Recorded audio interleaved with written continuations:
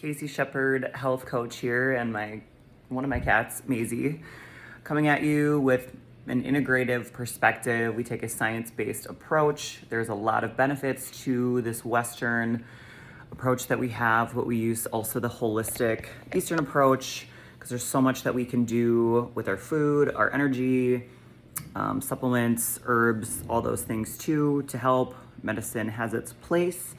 But it's not usually the first line of defense when it comes to some of the internal imbalances, hormone health, stress balance, a lot of those things. So today I'm giving you guys a little bit of my own health journey update. I've always had a bit of hypothyroid issues, and I've managed it for a very long time just with my lifestyle, my food, a lot of different minerals, and supplementation. And that's what I have found personally for me to be the best thing. I do have clients that take thyroid medication and it's the only thing that they need. Mine was never this like super bad level. Easy, you gotta go. But medication always made my whole system kind of get out of whack. The one thing people don't realize about thyroid meds is they do stimulate the pituitary. The HPA axis is in our pituitary gland. It's what the adrenals, thyroid, hypothalamus all kind of run off of in that same gland. And sometimes when you start taking a thyroid medication, it can stimulate the pituitary gland, which can then activate your LH and FSH. So for me personally, when I was trying to take medication, I was doing more of the holistic stuff. I tried NP, thyroid, and Armour. Both stimulated my LH and FSH, which then brought my estrogen through the roof. So everybody's body's a little different in how things trigger and how things work. When I was younger, I was on a lot of medication for Tourette's, anxiety, OCD. I hit puberty really late when I was younger. I believe that just some of those medications and the way that my kind of body started to develop and function when I was younger did just cause a lot of issues and has now kind of set me up for being a little bit more sensitive to things now that I'm older. So I've always tried to go more of the holistic approach. My background is that of an athlete, pro bodybuilder. And so, when I was done competing and my system crashed, I did try some other therapies to get some of my levels to come back up again. So I've done it all. But this is the best approach for me. So what I want to give you an update is on my thyroid stuff. I've managed it very well for years now. It's one of those things where, I don't have any Hashimoto's. As I said, it's just borderline hypo. So for me, it's always the stress balance. And I do feel like once your body has gone really south with health at one point, your system is always going to be a little bit more sensitive and touchy. For anyone else out there who's gone through any hormonal stuff, I'm sure you have experienced this as well. It's a blessing and a curse to be so in tune with your body that you understand every fluctuation and you know when something is off. And for those of you who haven't gotten to that point yet, that's really what it takes to work through a lot of your health issues, is becoming so in tune with a lot of the things that you are experiencing, that you understand when it starts to go one way or the other, what you need to do to bring it back in. So the blessing part of it is we have a little bit more of an understanding of our health, makes us healthier, keeps us on point with a lot of our supplementation, our lifestyle changes, our stress management, our sleep. It kind of forces you to deal with that stuff. And I feel like dealing with it at a younger age is sort of a blessing because you're not putting your body through so much your entire adult life before your body finally gives out when you're older and then have no idea what to do to manage it. So I do believe going through some of this stuff when you're younger helps keep you healthy the rest of your life while you're managing it, making better lifestyle choices and food and all that stuff. So when I moved into my new place, I've been in Arizona 8 months now, almost 8 months, So it's been like 2 months, 2.5 months since I've lived at my new place. One of my minerals that I take an array of different supplements, and I'm not going to say what I take on here just because I don't want people going out and trying stuff. But one of them was a really old bottle, and I believe it was kind of expired, and I wish I would have saved the bottle to look at it, but I ran out, ordered a new bottle, and when I started taking it, started detoxing for like a week after I got here, and I thought I was just kind of crashing from the move. But then like within like 4 or 5 days, I was like, oh my gosh, I'm leaning out. Like my appetite is up. I feel like my brain fog has lifted even more. And I think my old place, like I was like, there was so much negative energy moving, after from where I first moved here, that I kind of thought maybe that was affecting me, but I do think there was some stuff that was off, and I had a very stressful last year, so who knows. So then my dose has been just better. I was taking the same amount, whatever, but I just felt like it was stronger. But then I was like, oh my gosh, like this is what I needed the whole time. So I've just been feeling so good the last 2.5 months since I moved. And this last like 2 weeks, I've started to crash a little bit. And I didn't figure it out till like earlier this week. And this is what the part that's hard about healing is, that until you learn to have a different perspective on things, something that is very positive can look negative before you understand what it means. Or for instance, like you could be detoxing from something and it can feel awful to you, but you are actually healing and it's doing something positive for you. And then, it's detox when it lifts within a few days and you feel even better afterwards, right?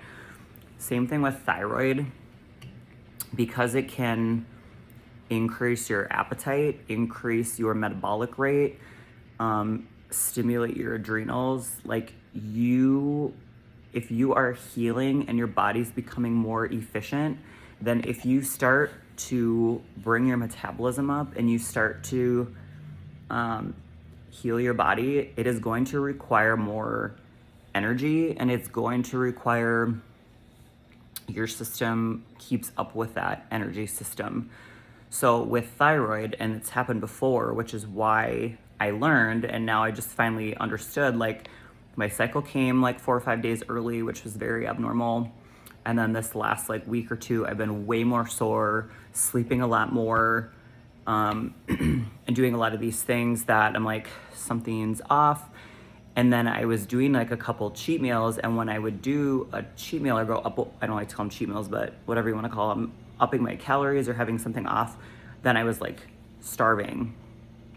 And I only felt better when I was like eating more. So I'm like, I realized that the new dose that I was taking was bringing my thyroid up to where it needed to go, and it was healing it and helping.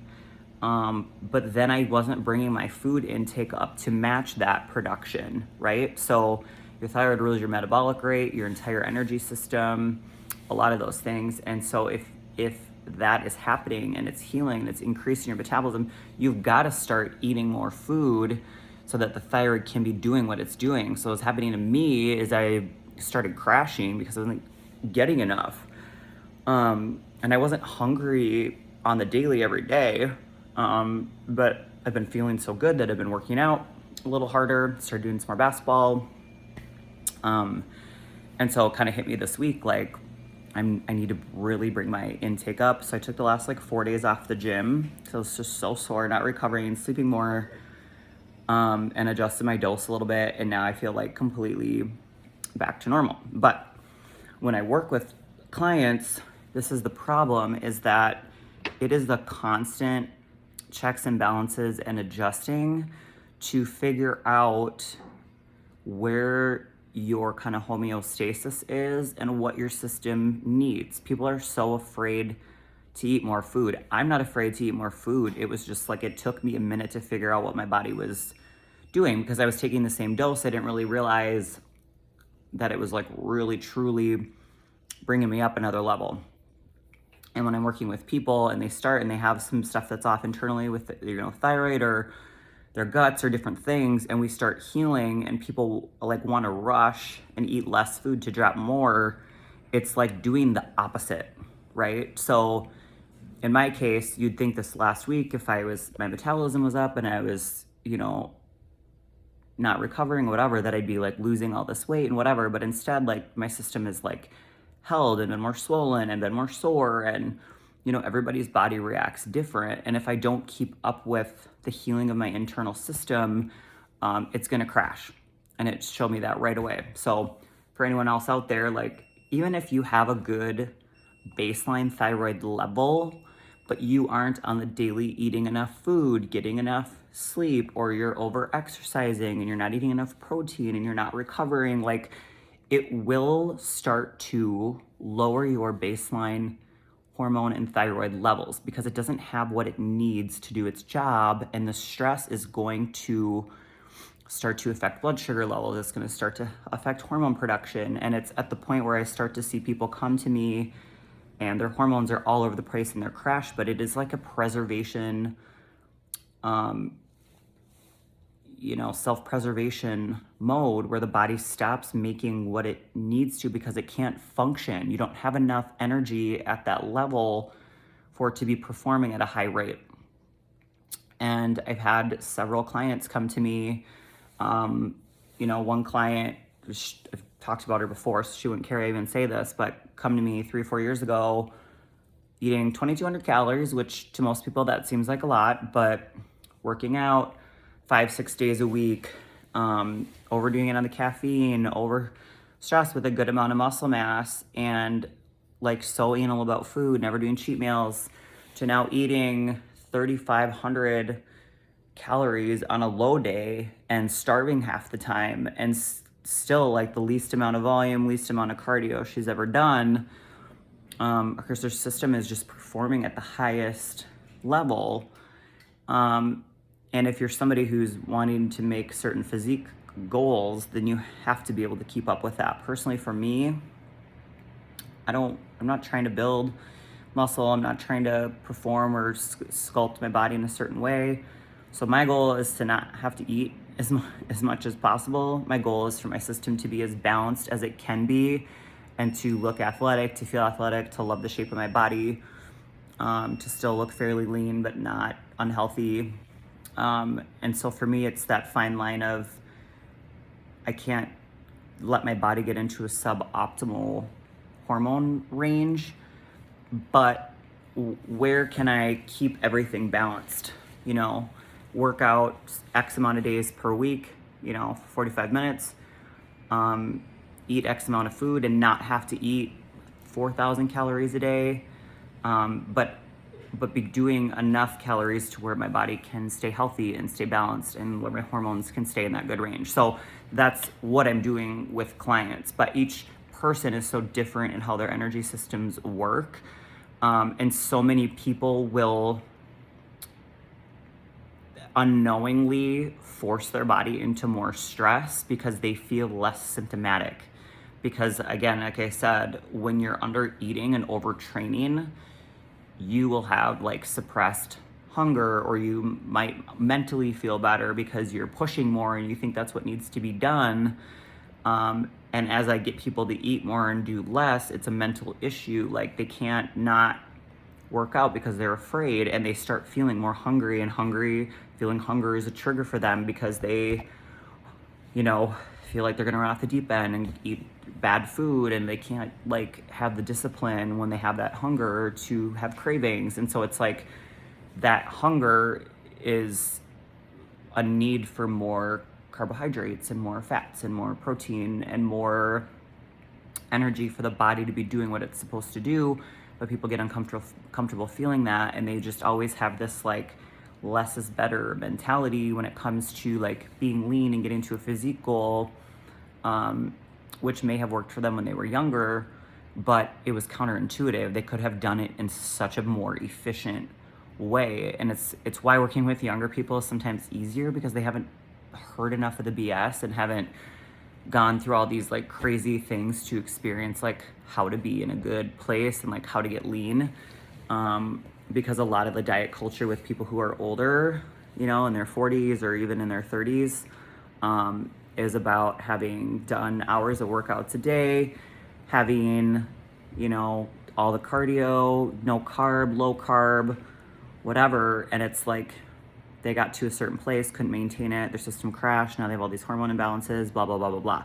The idea of eating a lot of food and getting their system so metabolically robust and balanced that they can eat all this intake, do less, and obtain more is so foreign to people.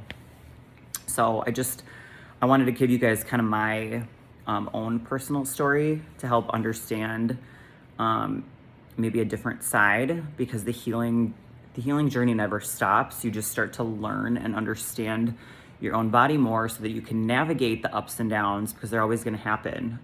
Whether it's a stressful time of your life, some big changes, you know, menopause starts hitting for people who are older. I mean, a lot of these things will alter your health.